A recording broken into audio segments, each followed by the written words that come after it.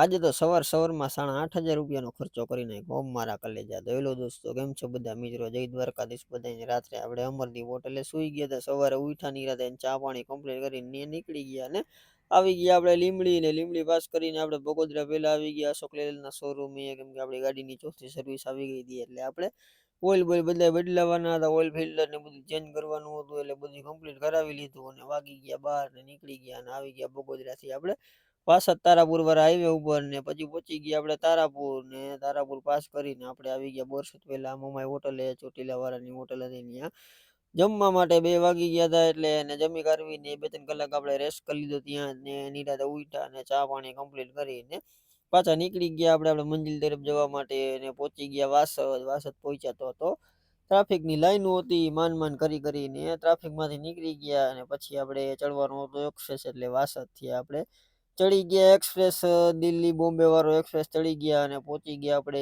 ભરૂચ નર્મદા નદીના બ્રિજ ઉપર. બધા વિડીયો ઉતારતા હતા તો મેં કીધું આપણો શું આપણે બી વિડીયો ઉતારી નાખ્યો અને આગળ ગયા તા જોયું તો કે ઓહ મારો બેટો આ થાંભલો ક્યાંથી આવી ગયો એક્સપ્રેસની વચ્ચારે.